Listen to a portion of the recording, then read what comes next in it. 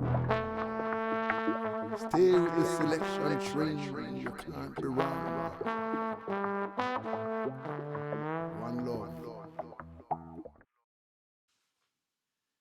Moving on to number 2 in our 10 Essential Studio 1 LPs, Burning Spear, Rocking Time. Burning Spear started his career as Studio 1 with Coxsone, who obviously saw the talent in him. He was a very raw artist from the seaside, and he came to Kingston to audition with Coxsone, who quickly picked him up and ended up recording his first 2 seminal albums. Actually, this is the second one. The first one, also well worth looking for. This, I'm only going to cover one in the interest of keeping it varied, but this is his first release, which is very, very heavy. You definitely want to pick that up if you come across it. A number of pressings available, so do your homework. But back to Rocking Time. So he'd already gained a little bit of notoriety with that first LP. For me, this LP has more personal favourites on it than the other one. Yeah, it's just really deep, heavy, spiritual music. Really, this is the foundation of roots music at Studio One. And there's not many earlier roots outings than these LPs, really, early 70s. And I suppose Burning Spear probably showed Coxsone that there was a bit of a market for this stuff and encouraged him. He definitely put out more root stuff as the 70s went on. We've just got a good selection. It's not all minor key roots music. A lot of people prefer minor key, meaning a sadder, more melancholy sound or more hard and militant. And in general, this LP isn't really that. It's a kind of softer, more rolling bass line, maybe more major key, more happy tones, but very deep. Call on You, the first track. Again, this is it really falls back on his vocal ability. The way he sings it, it really takes you back to the time and place. Number 2, we've got Foggy Road. I think that's actually a version of a Beatles tune, but the way Burning Spear drops it really makes it his own. Again, it's a real kind of, it takes you to a spiritual place. Hard one to find on a good 45. It comes on a Coxsone, which plays terrible frying pan style. If you're looking for a good press of that, it comes on a Fab UK label with a great press. Not too easy to find, but if you can, it's well worth it. Foggy Road, a deep tune. Number 3, Swell Headed. That's probably my favourite of this LP. Extremely heavy rhythm. If you like your roots, and the lyric is a real dread roots lyric. He's talking about how it's lucky he doesn't get big-headed, swell-headed. Yeah, you need to look that one up, definitely, if you haven't heard that. There's a deadly Lone Ranger dub plate. Yeah, heavy one to drop in the dance, that. And endless heavy roots cuts of swell-headed over the years. It's a real well-loved rhythm. Play that in the dance, you get a big reaction. Side A finishes with Bad to Worst, another big contender for the best tune on the LP. Actually, I'd forgotten that was on there. Yeah, Bad to Worst, one that Burning Spear relicked later on in the 70s. A lot of people love that version. It's on a later LP, but this is the heavy first cut. In fact, the different mix of this LP has a different mix of Bad to Worst. So this takes us into overdub territory again. So at this point, I'm going to show you the 2 different pressings that I have of Rocking Time. The first one is the original on Forward Records, a subsidiary of Studio One that Coxsone used. I believe he might have got the labels from some source in the US or something, because I think there are soul tunes that exist on that label that are nothing to do with Coxsone. But anyway, it's a bit of trivia there. Yeah, so this is the first pressing of the LP, which is extremely raw and heavy. The bass is really fat. The highs are a little bit muffled, classic early 70s style.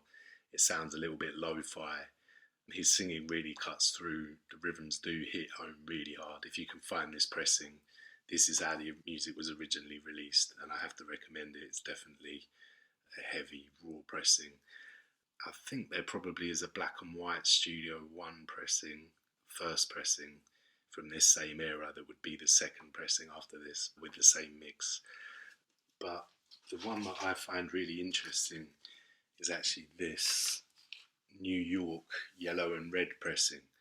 So this is after Coxsone had moved some operations to the Bronx in New York, Fulton Street, that became another home of Studio One away from Brentford Road in Jamaica, of course. And he started pressing music from New York. In general, these pressings are better than a lot of the others you're going to find out there. But what you have to be aware of is this very big on the overdubs on this label. They really went to town on a lot of LPs, overdubbed the hell out of them, and then put them on this label. And that's why this one is actually interesting, because the way they've overdubbed this, they've taken the harder roots tunes and made them much harder. For me, if you were going to play one of these tunes on a sound, this is the way you would want to play it, not the earlier version. If you'd played that forward press on a sound, it wouldn't sound particularly good.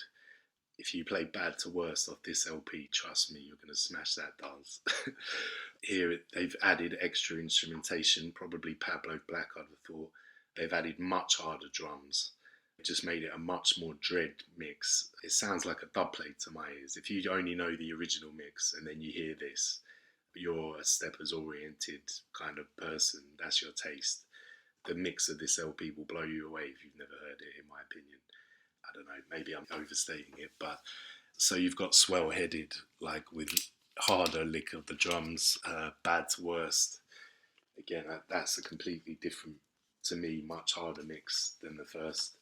In my opinion, the hardcore collector would want both of these pressings. You're going to have to decide, maybe if you're on a tighter budget and you're just starting out, which way do you want to hear the music? The original way it was released, or do you want it a bit souped up, a bit dubbed up? Because that's what the other pressing is. And I'm going to say that the thing about them overdubbing the yellow and red pressings, if you're not that familiar with overdubbing, it's not always a good thing. I'm not saying it's always a good thing. You need to hear what they've done with their overdubs, who was in the studio that day, whether they had the Pigeon Street machine now. Boo, boo, boo, because you don't need that. Anyway, on to the next track, What a Happy Day, heads off side 2. A beautiful rhythm, this. It's just one of those rolling, deep rhythms that takes you away, hypnotic. With my old sound system, we once played out with Joe Youth in Hackney somewhere. I think it was London Fields, a small park in Hackney, and they played this What a Happy Day on the 45, which comes with a dub, quite easy to pick that up. And the rhythm on their sound system, the rhythm just blew me away. The bass line is such an upful tune with an optimistic lyric, and the bass line just drives home, just drives into your body through the sound. Massive tune, that. If you want guidance on where the dubs are of different tunes, a lot of them exist on the dub LPs. There's 6, 7, 8 of them. Downbeat Special is Rob Chapman's site, worth looking up. Just Google it. He's got a lot of information there on different pressings. Then you've got Never Grow Old, incredible resource. If you are the type of person who wants to hunt out all the dubs, this is an extremely useful book. Rob Chapman, Never Grow Old. It used to be a much smaller format. I destroyed my copy over the years looking up the versions. You can look up a rhythm, one cut of a rhythm, and then find all of the different versions of that rhythm, or only on Studio One. This is all Studio One music. So if you know one cut, you can find all of the cuts that they released, which is often many, many cuts. I found a lot of deadly, deadly tunes like that in the early days, before the internet, just searching for the title, not knowing what the cut would be like, just knowing that I love the rhythm, and this is a cut of the rhythm. Buy it off some list from Canada or Tradition or somewhere like that, and then it would arrive and I'd hear it for the first time. And that was a different kind of more exciting era, I think, than this internet. Hear it on YouTube and then buy it on Discogs. It arrives the next day. It's not really the same. But anyway, enough of that reminiscent business. So moving on, the next track's This Race, which again is a monumental tune. The rhythm got used on another dub LP, so obviously this was a big rhythm in the dance, as you can tell by the amount of dub plate cuts they put out. Unreleased acetates for sound systems, which we're going to cover elsewhere on the channel. Actually, if you're interested in that, definitely subscribe. But yeah, This Race, there's another cut, Stick Together, Wailing Souls, which I think is on one of their LPs, but also comes as a 45, both with a straight mix and also with a killer overdub mix, another really good example. Just my cat's just bothering me here, so excuse the meowing. Another good example of overdubs making a tune actually harder, especially on the dub side. Stick Together, Wailing Souls. But anyway, this race, again, another very deep spiritual lyric from the Spear. Can't recommend that one enough. Walla Walla is in the same kind of vein, rolling bass line, lovely heavy tune. Then we've got Rocking Time, which of course is the title track, and this was massive. The rhythm of this lovely bass line, you need to look it up now if you don't know the original. Rocking Time got versioned 1,000 times over the years. One of those ones that really hit home in the dance hall and just got relicked again and again. You can see why when you hear this rhythm on a sound. Other cuts I'd have to recommend Fear Not, Winston Jarrett.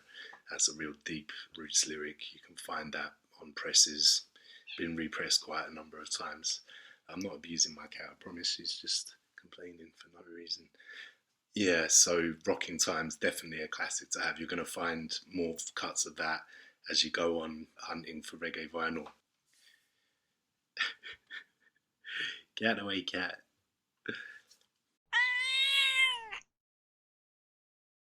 You'll find a lot of cuts of that on other Studio One LPs as you go along, and it comes on a 45 without a dub, with a different vocal intro.